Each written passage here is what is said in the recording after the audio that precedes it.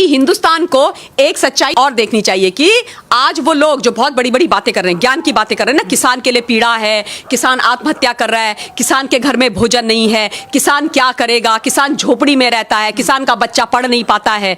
इतने सालों से, 70 सालों से इस देश का दोहन किया, इनको किसान का दर्द नहीं दिखाई दिया, इनको किसान की पीड़ा नहीं दिखाई दी। जब इन्होंने अपने बिचौलिए बिठाए मंडियों के अंदर इन्होंने इलेक्शंस नहीं होने दिए, वही लोग मंडियां इनकी कमिटियां चलाती रही और जो 100 रुपए का सामान होता था, जिसके 100 रुपए किसान को मिलने चाहिए थे, उसके 50 पैसे दिए, किसान को मरने के लिए छोड़ दिया। उसके बाद उस सामान को कोल्ड स्टोरेज में डाला, फसल को मार्केट में उसकी आवश्यकता बढ़ाई, उस 50 पैसे से लिया हुआ सामान 1000 में बेचा और हम तक पहुंचते पहुंचते वो 2000 का आ गया। 2000 में से किसान को कितना मिला?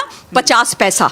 50 पैसा। इन लोगों की बदौलत, ये बिचौलिए जो बैठे हुए हैं और इनके जो राजनीतिक आका बैठे हुए, उन लोगों की बदौलत, और जो आज सड़कों में खड़े होकर के चिल्ला रहे हैं, इसी बात का दर्द है, इसी बात का दर्द है। तब इनको किसानों की चिंता नहीं हुई। एक और बात बोलती हूं, 2004 से 2014 तक ये पता कीजिए हिंदुस्तान के इस हिंदुस्तान के हमारे किसानी कृषि मंत्री कौन थे? मैं बता देती हूं नाम, शरद पवार जी थे। और अब आप एक काम कीजिएगा, मैं ये डेटा मैं आपको नहीं बताऊंगी, आप 2004 टू 2014 तक ये निकालना कि कितने किसानों ने हिंदुस्तान के अंदर आत्महत्या करी, किस पूरे देश के अंदर और राज्यों के अंदर और खासतौर पे महाराष्ट्र के अंदर।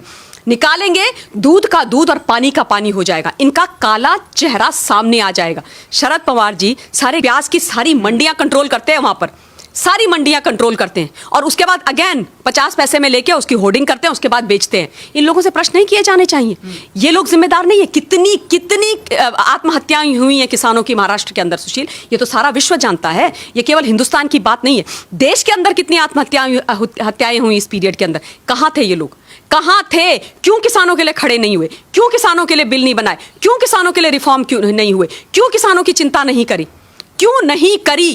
और आज एक प्रधानमंत्री, एक चाय बेचने वाले के बेटे ने जब इस देश में गरीबों के साथ, किसानों के साथ खड़ा होना शुरू करा, तो इनके दिलों के अंदर दर्द होने लग गया, इनको तकलीफ होने लग गई, और ये बिलों से बाहर निकल करके तो ऐसे आ रहे हैं जैसे पता नहीं क्या हो गया, क्योंकि इनके जो जहरीले फन है ना, वो कुचले जा रहे हैं।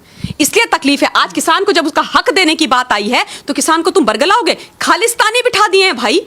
सोचिए आप, सबसे पहले शुरुआत ही हुई थी खालिस्तानी, वो आकर के इस आंदोलन में बैठ गए। आप सोचो, जस्टिन ट्रूडो, कनाडा के प्रधानमंत्री का हिंदुस्तान के किसानों से और हमारे इंटरनल मैटर से क्या मामला है और क्या लेना देना है? उसका क्या लेना देना? जस्टिन ट्रूडो वहां से मैसेज भेज रहे हैं और पूरे देश में उसको, पूरे विश्व के अंदर उसको वायरल कर रहे हैं और अपना सपोर्ट जाहिर कर रहे हैं। और बाय द वे, वही जस्टिन ट्रूडो हैं ये, WTO में जस्टिन ट्रूडो ने MSP का विरोध किया, वहां विरोध करते हो और यहां पे एक वीडियो मैसेज भेज करके हमारे यहां के लोगों को बरगलाते हो। क्यों खालिस्तानियों का साथ दे रहे हो?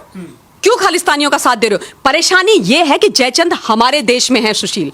जयचंद इस देश की धरती के अंदर बैठे हुए हैं। वो इस देश का, मां भारती का, यहाँ की जनता का, चाहे वो जवान हो, किसान हो, आम जनता हो, उसका भला नहीं चाहते, क्योंकि जिस दिन उसका भला हो गया ना, इनकी दुकानें, इनका रोजगार बंद हो जाएगा।